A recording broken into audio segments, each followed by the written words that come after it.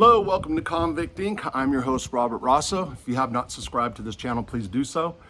If you like this video, please share it. Your family, friends, neighbors, enemies, studios, etc. Today I'm going to talk about George Borgesi. Borgesi, I pronounced names bad. I've actually heard it pronounced both. Prosecutors would say that he was involved in organized crime out of the Philadelphia area, Philadelphia mob. Prosecutors say, okay?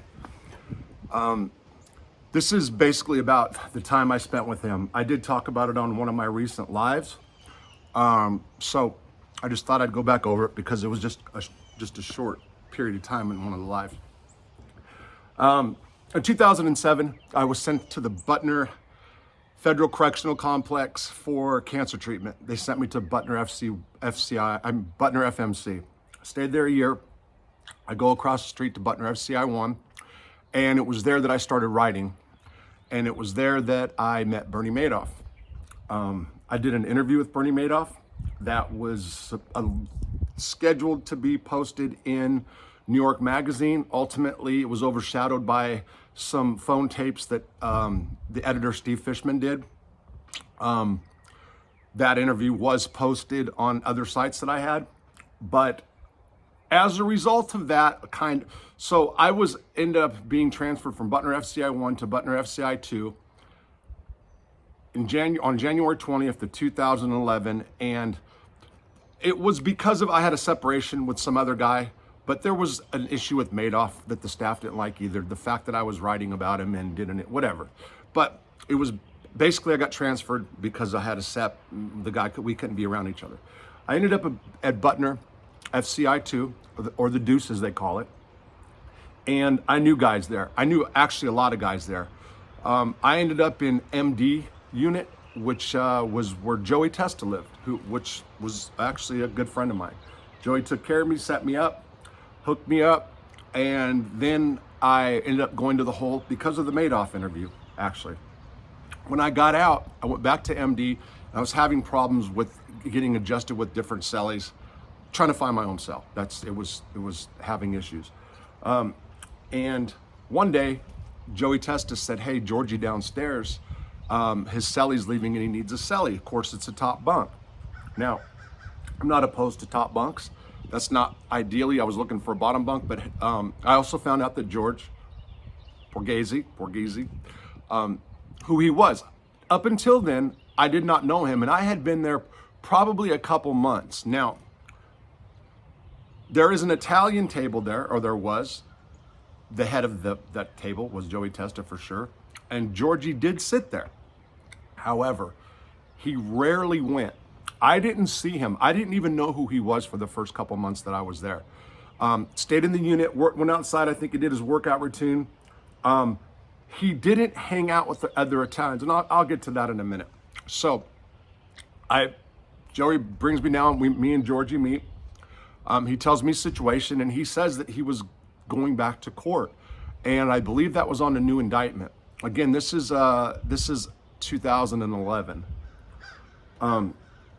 So he had a really good vibe, gentleman, charismatic. I mean, just a really, really, really good guy. I got a good vibe off him. So I moved downstairs, and he immediately tells me when I go downstairs that he's not like the rest of those other guys.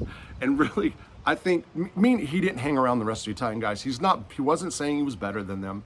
What I believe he was saying was he wasn't like Joey Testa, who had relationships with cops.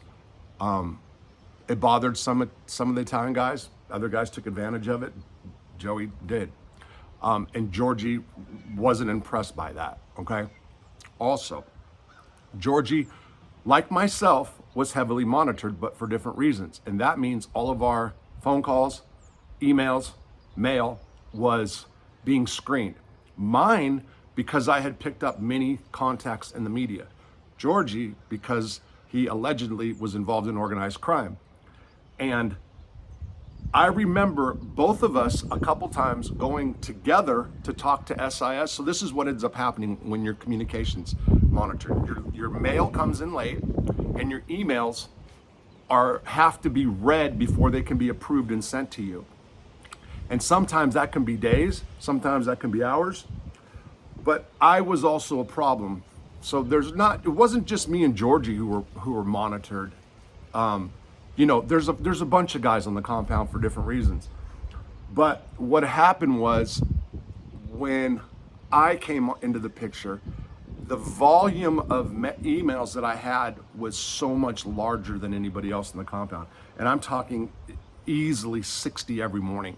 So I had somebody on the outside that was forwarding Facebook, social media messages to me. So one person I was writing, it was my contact, but I would forward messages, so I'd get all these responses from different people. I had a big media presence at the time. So this caused problems for people like Georgie, who were just monitored, trying to get, I think it was his wife or his girl or whatever. And we actually went to SIS one time and tried to say, hey, listen, what is the criteria for getting off monitoring? Well, Georgie, I was there. They said, it's not us, it's Washington, meaning it's the feds. He was that guy, supposedly, it's under indictment. And mine was because of the media. So it was like a day or two, he went and complained again, and they tried to pit us against each other. They tried to tell him for me to stop, that it wasn't their fault it was taking so long, that it was my fault because of the volume email. They were trying to get Georgie to do something to me, to stop me, to talk to me. And Georgie come back and said, listen, let me just tell you what was said, so in case, because when you talk to the SIS or those people, it's in the middle of the compound. It's not like in private. Well, most people, it was on the compound.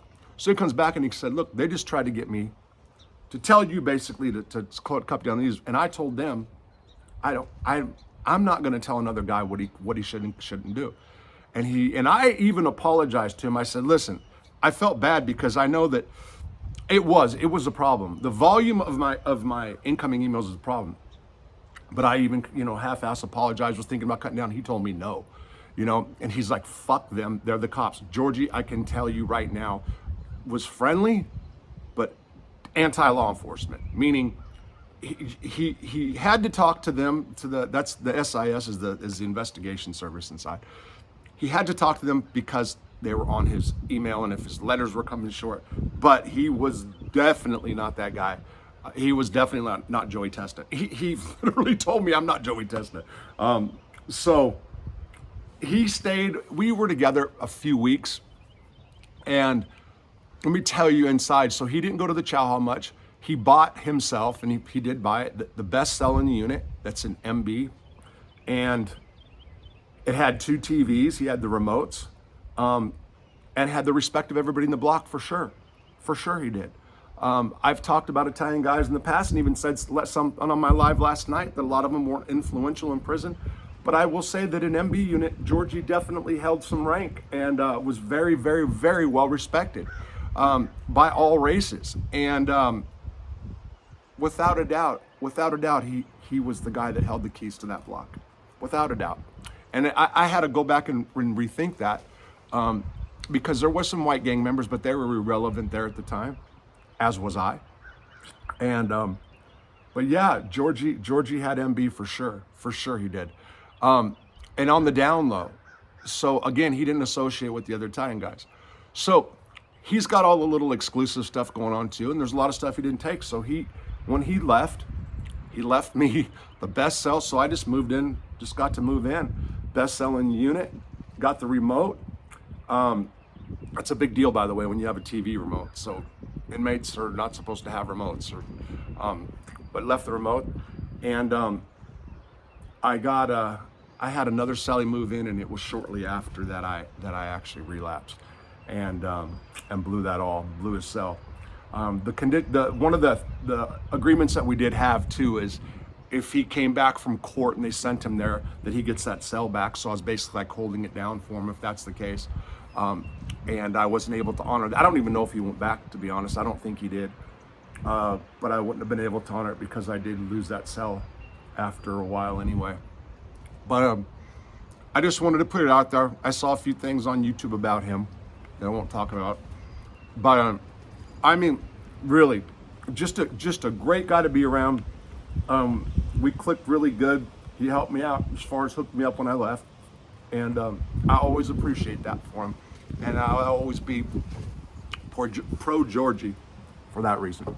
Take care. Happy Mob Monday.